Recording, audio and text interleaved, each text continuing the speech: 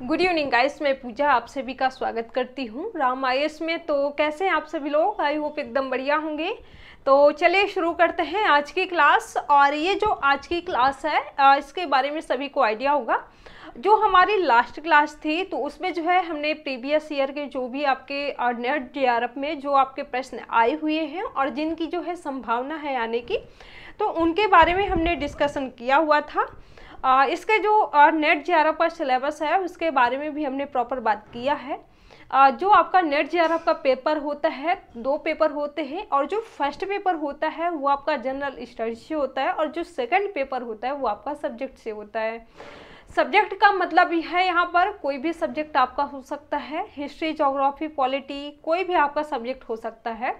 यानी कि जो भी आपका पोस्ट ग्रेजुएशन में सब्जेक्ट रहा होगा वही सब्जेक्ट जो है आपको फॉर्म भरते टाइम पे फिलअप करना होता है।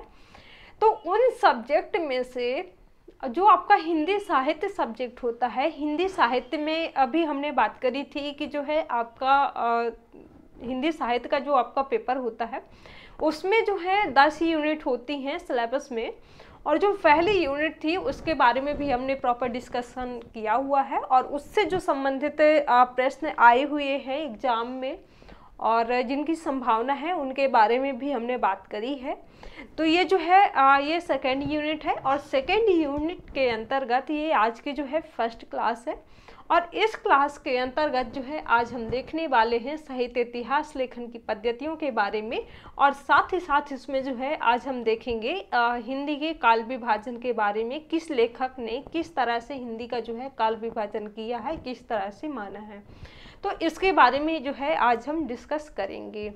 तो चलिए शुरू करते हैं। सबसे पहले हम देखते हैं साहित्य इतिहास लेखन की पद्धतियाँ क्या हैं, कितने आधारों पर जो है हम जो है ये साहित्य इतिहास लेखन की पद्धतियों को देखते हैं, कितने आधारों पर, कितने प्रकारों में, कितने भेदों में हम इसको देखते हैं, इसके बारे में सबसे पहले जो है हम बात करते हैं।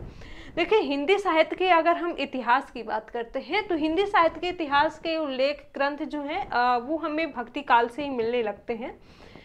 जैसे कुछ लेखक हैं यहाँ पर गोकुलनाथ कृत 84 वैष्णव की वार्ता और 252 वैष्णव की वार्ता और नाभादास कृत भक्तमाल, इनके बारे में अगर हम देखें इनके अनुसार तो ये जो कवि हैं तो इन कवियों का विवरण मात्र होने से यहाँ पर ये नहीं माना जा सकता, यहाँ पर ये नहीं कहा जा सकता कि इन्हें इतिहास ग्रंथ हम मान लें।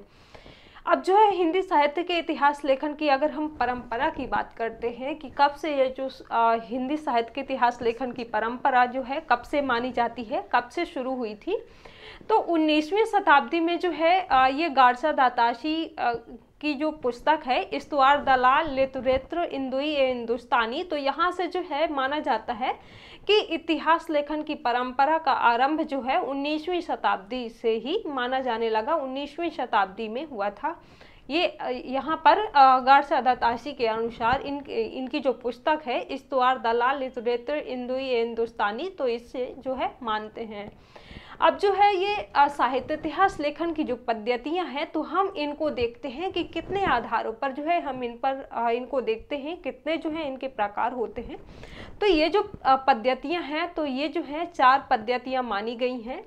अब 4 में से जो है सबसे पहली पद्धति है वर्णानुक्रम पद्धति, इनको जो है हम एक एक करके देखेंगे। और जो सेकंड पद्धति है वो कालानुक्रमिक पद्धति, और जो थर्ड पद्धति है वो वैज्ञानिक पद्धति, और जो फोर्थ पद्धति है वो है विधेयवादी पद्धति। अब जो ये 4 पद्धतियाँ मानी गई हैं साहित्य इतिहास लेखन के अनुसार, तो जो है अब हम इनको एक एक करके देखते हैं।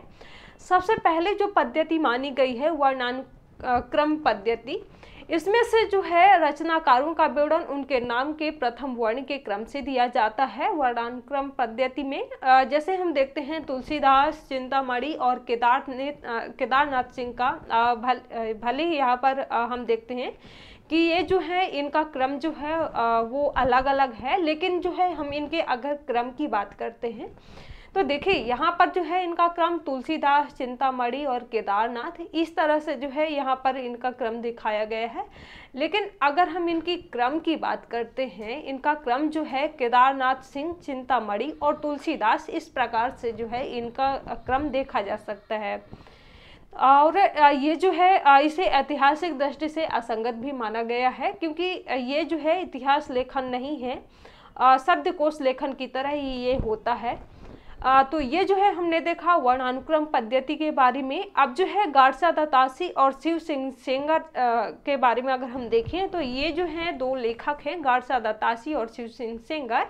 तो इन्होंने क्या किया है, इसका प्रयोग किया है, वर्णानुक्रम पद्धति का इन्होंने क्या किया है, इसका प्रयोग किया है। तो ये चीज़ जो है यहाँ पर बहुत महत्वपूर्ण हो जाती है।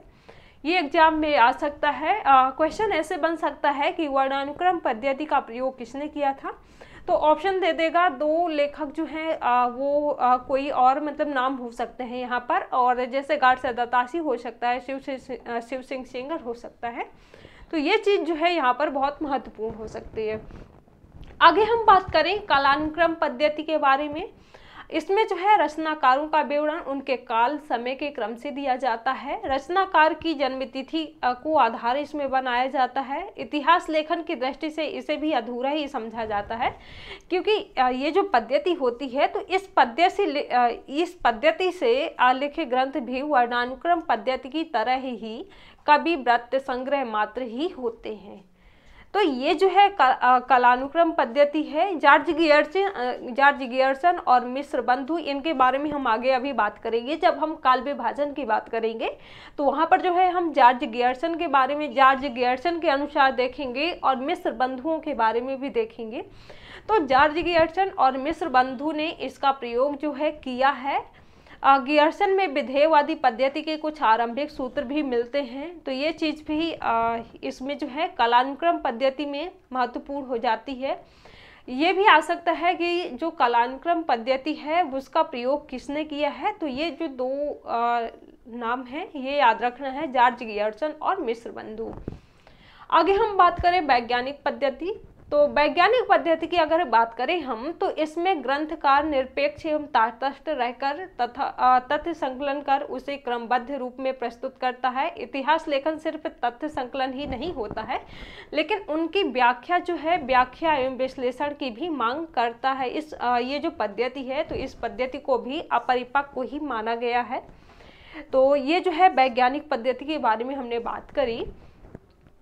अब हम देखते हैं विधेयवादी पद्धति। ये जो विधेयवादी पद्धति है तो फ्रेंच विद्वान तेन है, फ्रेंच एक विद्वान है जिनका नाम तेन है। तो इन्होंने इसे सुव्यवस्थित सिद्धांत के रूप में स्थापित किया है। तेन ने इस पद्धति को जो है 3 शब्दों के माध्यम से स्पष्ट किया है। पहली जो है वो जाति, सेकंड जो है वातावरण, और जो थर्ड है क्षण और विशेष। इस पद्धति के अनुसार किसी भी साहित्य के इतिहास को समझने के लिए उससे संबंधित जाति, परंपराओं, राष्ट्रीय और सामाजिक वातावरण एवं सामाजिक परिस्थितियों का अध्ययन विश्लेषण करना जो है आवश्यक हो जाता है। तो ये जो है हमने देखा विधेयवादी पद्धति के बारे में, और इसे इतिहास लेखन की व्यापक, स्पष्ट एवं विकसित पद्धति भी माना गया है, क्योंकि ये जो पद्धति है तो इसके द्वारा साहित्य की विकास प्रक्रिया को कुछ स्पष्ट जो है किया जा सकता है। हिंदी में सर्वप्रथम रामचंद्र शुक्ल जो हैं इस पद्धति का प्रयोग करते हैं। तो ये चीज़ यहाँ पर बहुत ही महत्वपूर्ण हो जाती है। ये चीज़ यहाँ पर बहुत ही महत्वपूर्ण हो जाती है। ये आ सकता है एग्जाम में। तो यहाँ पर आपको याद रखना है कि हिंदी की अगर हम बात करें तो सबसे पहले जो है रामचंद्र शुक्ल ने इस पद्धति का जो है प्रयोग किया है। उनके बाद कई लेखक जो हैं इस पद्धति का प्रयोग करते हैं, जैसे हम रामस्वरूप चतुर्वेदी को देखें, बच्चन सिंह को देखें। तो ऐसे कई लेखक जो हैं इस पद्धति का प्रयोग करते हैं, लेकिन जो सबसे पहले इस पद्धति का प्रयोग करते हैं वो रामचंद्र शुक्ल करते हैं। ठीक है, तो ये जो है हमने देखा साहित्य इतिहास लेखन के आधार पर जो है हमने 4 पद्धतियाँ देखी। अब हम देखते हैं आगे। अब यहाँ पर जो है कुछ लेखकों के नाम दिए हुए हैं कि इनने क्या कहा है, इनके अनुसार क्या बात की गई है। अगर हम रामचंद्र शुक्ल की बात करते हैं तो प्रत्येक देश का साहित्य वहाँ की जनता की चित्रवृत्तियों का संचित प्रतिबिंब होता है, ये रामचंद्र शुक्ल कहते हैं। आदि से अंत तक इन्हीं चित्रवृत्तियों की परंपरा को परखते हुए साहित्य परंपरा के साथ उनका सामंजस्य बिठाना ही साहित्य कहलाता है। तो ये जो है रामचंद्र शुक्ल के अनुसार जो है हमने देखा, रामस्वरूप चतुर्वेदी क्या कहते हैं, कवि का काम यदि दुनिया में ईश्वर के कामों को न्यायोचित ठहराना है तो साहित्य के इतिहास का काम है कवि के कामों को साहित्य इतिहास की विकास प्रक्रिया में न्यायोचित ही दिखाया जा सकता है। तो ये जो है हमने इसमें देखा, ये जो पद्धतियाँ चार पद्धतियों। अब जो है आगे बात करते हैं साहित्य इतिहास दर्शन के बारे में। अगर हम इसकी बात करते हैं तो जिस तरह से साहित्य की परंपरा का अध्ययन साहित्य इतिहास दर्शन के माध्यम से जो है किया जाता है, उसी प्रकार से जो है साहित्य इतिहास लेखन व उसकी परंपरा का अध्ययन साहित्य इतिहास दर्शन कहलाता है। साहित्य इतिहास दर्शन से जो अभिप्राय है साहित्य के इतिहास लेखन में प्रयोग होने वाले दृष्टिकोण एवं विचारों का अध्ययन करने वाले विषय से है। हिंदी में जो है एक लेखक हैं, हिंदी में नलिन बिलोचन शर्मा ने इस तरह का जो उल्लेख ग्रंथ है तो उन्होंने लिखा है साहित्य इतिहास दर्शन। और मनेजर पांडे है, तो मनेजर पांडे का इतिहास एवं साहित्य जो है इसी दृष्टि से भी मतलब लिखा गया है, इसी प्रकार की दृष्टि का जो है इनका ग्रंथ है मनेजर पांडे का। तो ये जो है हमने देखा साहित्य इतिहास दर्शन के बारे में। अब हम देखते हैं हिंदी साहित्य के काल विभाजन व नामकरण के बारे में। यहाँ पर हम जॉर्ज गियर्सन के अनुसार देखेंगे कि इन्होंने जो है हिंदी साहित्य का काल विभाजन नामकरण किस प्रकार से किया है, किस तरह से किया है। और आगे जो है हम देखेंगे रामचंद्र शुक्ल के बारे में देखेंगे, महावीर प्रसाद द्विवेदी के बारे में देखेंगे। तो सबसे पहले जो है हम बात करते हैं जॉर्ज गियर्सन के काल विभाजन एवं नामकरण के बारे में। तो जॉर्ज गियर्सन जो है इसका साहित्य का हिंदी का जो है काल विभाजन कुछ इस प्रकार से करते हैं। सबसे पहले ये मानते हैं चारण काल का जो समय है वो है 700 से 1300 ईस्वी। और सेकंड जो मानते हैं 15वीं शताब्दी एवं धार्मिक पुनर्जागरण। थर्ड जो मानते हैं मलिक मोहम्मद जायसी का प्रेम काव्य। देखिए ये जो मलिक मोहम्मद जायसी है, ब्रज का कृष्ण काव्य है, मुगल दरबार है, तुलसीदास है और सूरदास है, जैसे हो गया कबीर और रहीम, ये जो लेखक हैं, ये जो कवि हैं, इनके बारे में जो है हम प्रॉपर बात करने वाले हैं। ये जो आपकी सेकंड यूनिट है इसी के अंतर्गत जो है हम इसके बारे में बात करेंगे। ये आपके जितने भी कवि जो हैं एग्जाम में आते हैं, जितने भी कवियों के बारे में जो है पूछा जाता है, तो इन सभी को जो है हम बात करेंगे। तो थर्ड जो है मलिक मोहम्मद जायसी का प्रेम काव्य, और फोर्थ जो है ब्रज का कृष्ण काव्य सन 1500 से 1600 ईस्वी माना गया है।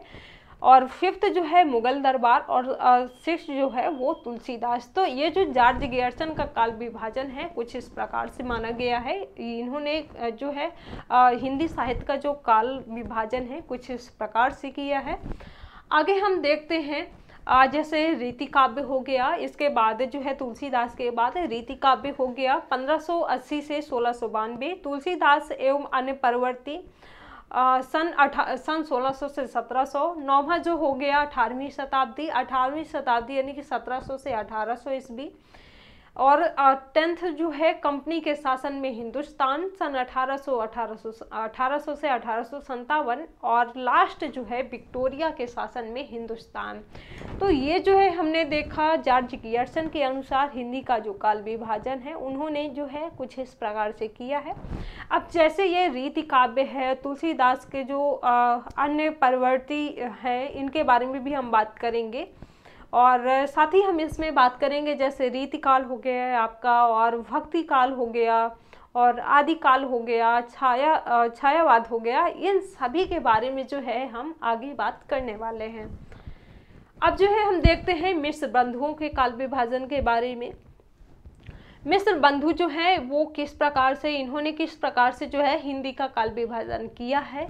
पहले जो है ये मानते हैं प्रारंभिक काल के अंतर्गत जो है पूर्व प्रारंभिक काल जो है वो 700 से 1343 ईस्वी तक मानते हैं, जो है ये चलता है पूर्व प्रारंभिक काल, और सेकंड जो है प्रारंभिक काल में उत्तर आरंभिक काल, और उत्तर आरंभिक काल का जो सन है 1344 से 1444 ईस्वी।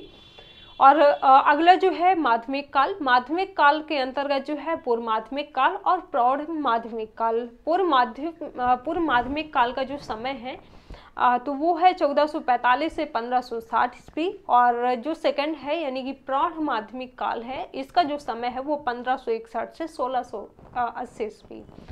थर्ड जो है अलंकृत काल, अलंकृत काल का जो है विभाजन पूर्व अलंकृत काल एवं उत्तर अलंकृत काल। पूर्व अलंकृत काल जो है वो 1661 से 1790 ईस्वी तक माना गया है, और उत्तर अलंकृत काल जो है वो 1791 से 1889 ईस्वी तक माना गया है। और अगला जो है परिवर्तन काल, परिवर्तन काल का जो है टाइम पीरियड वो 1890 से 1920 ईस्वी तक माना गया है, या फिर हम कह सकते हैं अब तक माना गया है। वर्तमान काल जो है 1926 से अब तक माना गया है। तो इस तरह से जो है मिस्र बंधुओं का काल विभाजन हुआ है। इन्होंने हिंदी साहित्य का जो काल विभाजन है इस प्रकार से किया है। अब हम आगे बात करेंगे इनके बारे में, जैसे प्रारंभिक काल है, माध्यमिक काल है, अलंकृत काल है, परिवर्तन काल है, वर्तमान काल है। तो इन सभी के बारे में जो है हम एक एक करके देखेंगे आगे। अब जो है हम देखते हैं आचार्य शुक्ल के काल विभाजन के बारे में। इन्होंने जो है हिंदी साहित्य का काल विभाजन किस प्रकार से किया है। तो इन्होंने जो है वीरगाथा काल यानी कि आदिकाल भी इसे बोलते हैं, भक्ति काल पूर्व मध्यकाल, रीति काल उत्तर मध्यकाल, गद्य काल यानी कि आधुनिक काल। इसका जो वीरगाथा काल है तो इसका जो टाइम पीरियड है वो 1050 से 1375 ईस्वी माना गया है। और सेकंड जो है भक्ति काल, भक्ति काल का जो समय है वो 1375 से 1700 तक माना गया है। रीति काल जो है यानी कि उत्तर मध्यकाल, इसका जो टाइम पीरियड है वो 1700 से 1900 तक माना गया है। और गद्य काल यानी कि आधुनिक काल, इसका जो टाइम है वो 1900 से 1984 तक माना गया है। तो ये जो है हमने बात करी आचार्य रामचंद्र शुक्ल के अनुसार इन्होंने किस प्रकार से जो है इसका विभाजन किया है। अगला है डॉक्टर रामकुमार वर्मा का काल विभाजन एवं नामकरण। जैसे देखिए आचार्य रामचंद्र शुक्ल का जो काल विभाजन है इनके अनुसार भी हम देखेंगे कि रीति काल जो है कब से कब तक चला, भक्ति काल कब से कब तक चला, और इनके अंतर्गत कौन कौन से लेखक आते हैं इसके बारे में भी हम बात करेंगे। अगला जो है डॉक्टर रामकुमार वर्मा का काल विभाजन एवं नामकरण। ये जो है ये किस प्रकार से हिंदी का काल विभाजन और नामकरण मानते हैं। तो ये जो है सबसे पहले मानते हैं प्रारंभिक काल। प्रारंभिक काल के अंतर्गत जो है दो समय चलते हैं, मतलब दो चरण चलते हैं। जैसे पहला जो है संधि काल और सेकंड जो है चारण काल। संधि काल का जो टाइम है वो 700 से 1000 ईस्वी। चारण काल का जो टाइम पीरियड है वो है 1000 से 1375 ईस्वी। सेकंड जो है भक्ति काल, भक्ति काल का जो समय है वो 1375 से 1700 ईस्वी। और थर्ड जो है रीति काल, रीति काल का जो टाइम है वो 1700 से 1900 ईस्वी। आधुनिक काल, आधुनिक काल का जो टाइम है वो 1900 से अब तक माना गया है। तो ये जो है इस प्रकार से हिंदी साहित्य का काल विभाजन जो है राम कुमार वर्मा के अनुसार हमने देखा। तो उन्होंने जो है हिंदी साहित्य का जो काल विभाजन है कुछ इस प्रकार से किया है। आगे हम देखते हैं आचार्य हजारी प्रसाद द्विवेदी के काल विभाजन के बारे में। इनके बारे में तो हम जरूर बात करेंगे, आचार्य हजारी प्रसाद द्विवेदी के बारे में। और इनके अंतर्गत जो लेखक आते हैं उनके बारे में भी हम बात करेंगे। तो इनका जो मतलब इनके अनुसार अगर हम काल विभाजन की बात करते हैं तो सबसे पहले ये मानते हैं आदिकाल, और आदिकाल का जो समय है वो 1000 से 1350 ईस्वी माना गया है। सेकंड जो है भक्ति काल, भक्ति काल का जो है समय है 1350 से 1700 ईस्वी माना गया है। थर्ड जो है रीति काल, रीति काल का जो समय है वो 1700 से 1900 माना गया है। और फोर्थ जो है आधुनिक काल यानी कि आधुनिक काल 1900 से अब तक ये माना गया है। तो इस प्रकार से जो है आचार्य हजारी प्रसाद जो है इनके अनुसार हमने काल विभाजन की बात करी। अगला जो है डॉक्टर गणपति चंद्र गुप्त के काल विभाजन के बारे में कि जो है हिंदी साहित्य का जो काल विभाजन है ये किस प्रकार से मानते हैं। तो इनके अनुसार हम देखें तो इन्होंने सबसे पहले माना आदिकाल। आदिकाल का जो समय है तो ये जो है यहाँ से मानते हैं 1184 से 1350 तक मानते हैं। सेकंड जो है पूर्व मध्यकाल 1350 से 1600 तक मानते हैं, इनका जो टाइम है पूर्व मध्यकाल का। थर्ड जो है उत्तर मध्यकाल 1600 से 1857 तक मानते हैं। और फोर्थ जो है आधुनिक काल, आधुनिक काल का जो समय है वो 1857 से अब तक मानते हैं। तो देखिए यहाँ पर सबसे महत्वपूर्ण जो बात हो जाती है तो हम देखेंगे आचार्य हजारी प्रसाद द्विवेदी के बारे में। इन्होंने जो है काल विभाजन किस प्रकार से किया है। और अगला जो है राम कुमार वर्मा के अनुसार भी हम देखेंगे। आचार्य शुक्ल के अनुसार हम देखेंगे हिंदी साहित्य के काल विभाजन के बारे में। देखिए क्या होता है कि कई लेखक जो हैं साथ साथ अपने अपने अनुसार से इन्होंने जो है हिंदी साहित्य का काल विभाजन किया है, अपने अनुसार से जो है ये मानते हैं। लेकिन अगर हम यहाँ पर एग्जाम के पॉइंट ऑफ व्यू से देखें तो जैसे यहाँ पर आचार्य रामचंद्र शुक्ल हो गए और हजारी प्रसाद द्विवेदी और मिश्र बंधु गियर्सन और डॉक्टर राम कुमार वर्मा के काल विभाजन के बारे में हम जो है बात करेंगे। तो इनको जो है हम आगे डिटेल से देखेंगे कि आचार्य शुक्ल के अनुसार जो है कौन कौन से काल हुए और कब से कब तक चला और इसके अंतर्गत कौन कौन से लेखक आते हैं, तो इनके बारे में भी हम बात करेंगे डिटेल से। ठीक है, तो आज का जो सेशन है वो हम यहीं तक रखते हैं, आगे मिलते हैं हम अगली क्लास में। तो सभी को बाय बाय।